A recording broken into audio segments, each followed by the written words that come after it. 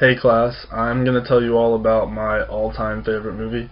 My all-time favorite movie is actually called The Sandlot. Some of you may have heard of it, some of you may have even seen it. It's kind of old. It came out in 1993, 2 years after I was born, and it's really been my favorite movie since I was 5 years old. I used to watch it every day when I was little, and I've probably seen it close to 100 times, maybe even more than that. It's about a young kid named Smalls. His nickname is Smalls. That's what everyone calls him throughout the movie. You don't really hear his parents calling him by anything too much, so he just goes by Smalls. He's kind of shy. He's not really athletic, and he doesn't really have any friends at all. He's kind of nerdy, kind of just one of those guys who stays at home and doesn't really go out too much. So at the beginning of summer, his mom tells him he needs to make some new friends.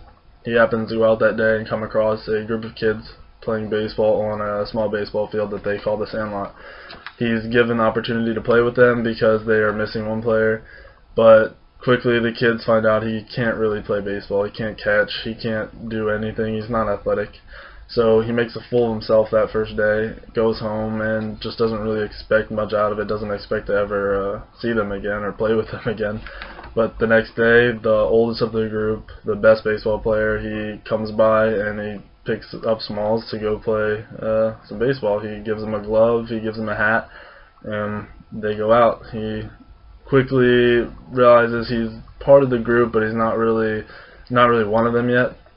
They run out of baseballs one day and need another baseball, so Smalls actually goes home and grabs a baseball from his stepdad's trophy case. He doesn't realize the ball is signed by Babe Ruth, one of the all-time greatest baseball players. He takes the ball back, and one of the kids actually hits the home run, hits the ball over the fence into the backyard where there's a dog that they are all terrified of. It's a huge dog that there's tons of stories about, where the dog has eaten kids and stuff like that. It's kind of funny, but the kids really believe it. And Smalls has to get that ball back. Once he tells the kids in the group that it's signed by Babe Ruth, they all realize the importance of getting the ball back. And the rest of the movie is about them trying to get in that backyard without getting attacked by that dog and getting the ball back. At the end of the movie, they become real good friends with the dog. They become good friends with the owner, and Smalls is actually given a baseball signed by the entire Yankees team from when Babe Ruth played. So it has Babe Ruth's signature on it and a bunch of other ones. So the ball is worth more money. He ends up giving that ball to his stepdad. His stepdad isn't really mad at him, and I mean it's a really good movie. It's just one of those good pastime movies. But besides the fact that it's about baseball, I kind of sat there once I got older and wondered why I liked the movie so much, and I realized that every character, or every player on the baseball team, every character in the movie has their own personality that someone can relate to.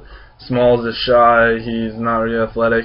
There's players in the group that are really smart. There's the funny players in the group, and then there's the leader, Benny. He's the one that I realized I could really relate the most to.